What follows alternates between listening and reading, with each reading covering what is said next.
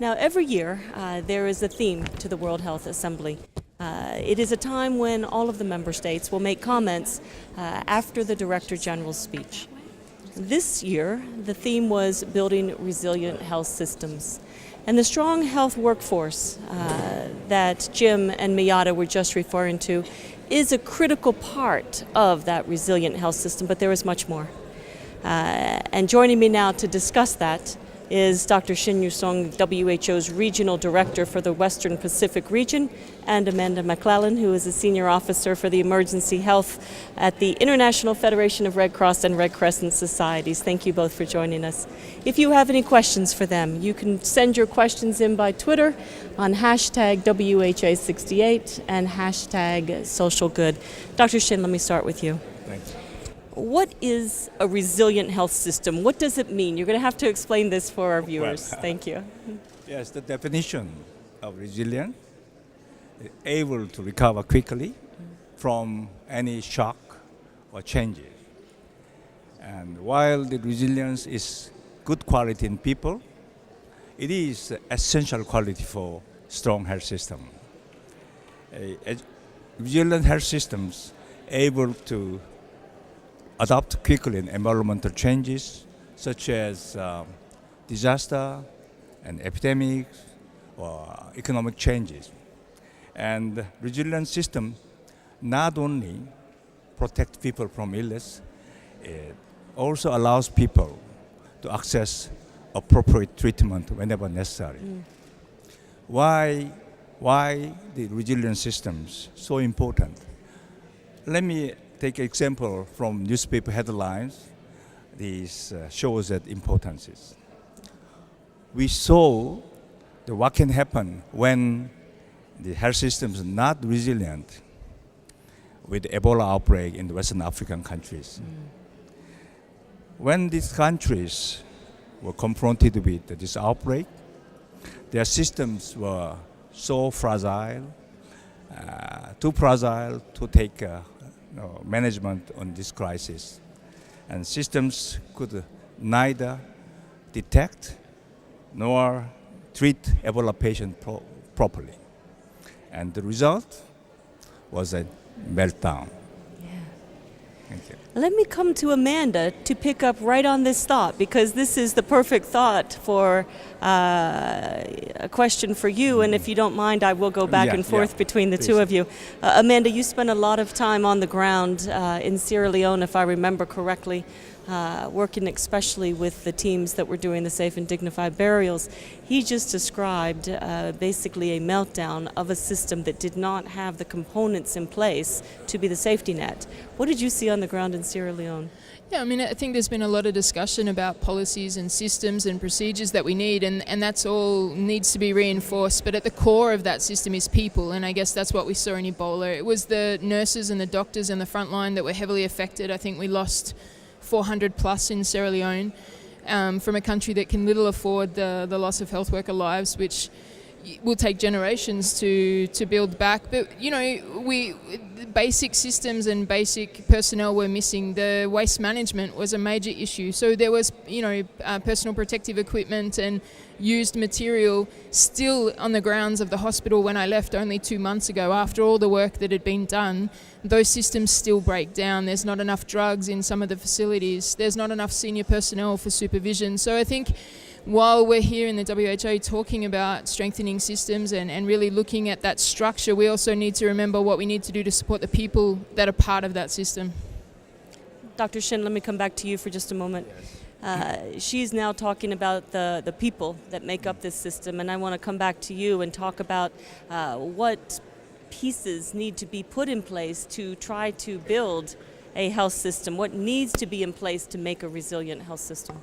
Well, as we move forward, this universal health coverage, I think developing resilient health system is most important part, and it has to be in highest priority.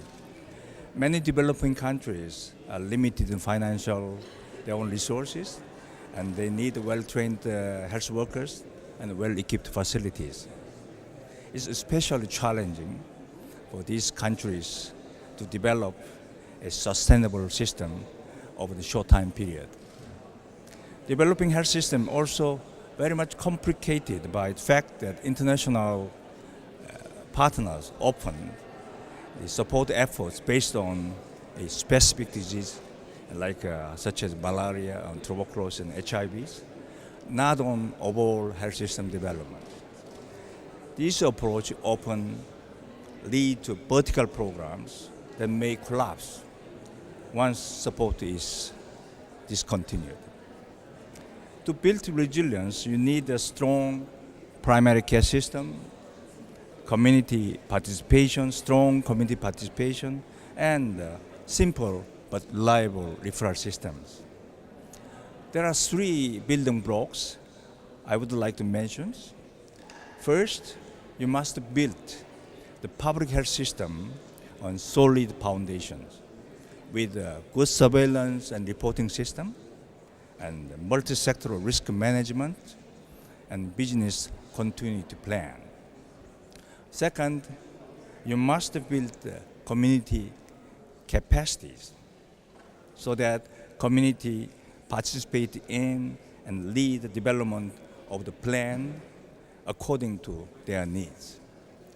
And finally, I think you must make system adaptable so that community participate, so that health challenges are changing all the times.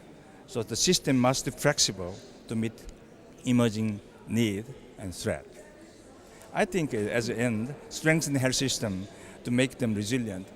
I firmly believe that it's one of the most cost-effective investment a country can make.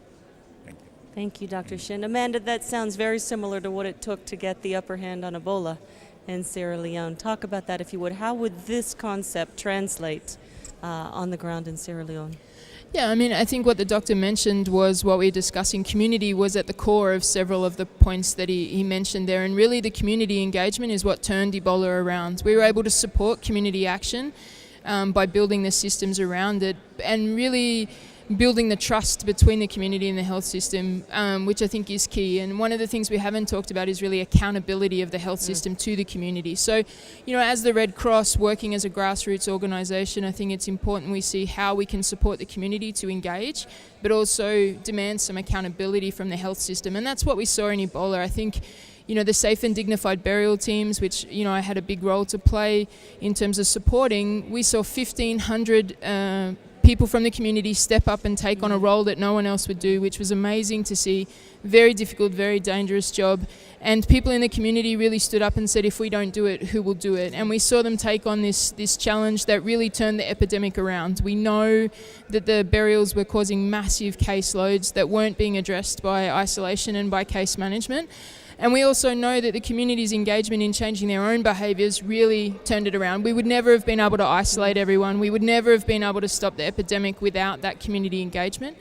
But without the systems, we wouldn't have been able to do it either. So it was the influx of material and you know, being able to reopen. I worked in a small hospital in the very north of Sierra Leone called Kono.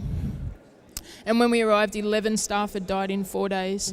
And they had no protective equipment, but people that were pregnant, ladies that were pregnant couldn't come and give birth. None of the normal services were able to function. And by just putting some basic triage procedures in place, by bringing some basic equipment, by setting systems in place, we were able to not only establish isolation, but reopen the normal hospital for normal services. And I think this is the resilience that we're talking about, being able to manage both the emergency and normal health needs, which is really the core of the meltdown that we saw in Ebola, that people couldn't get treated for malaria.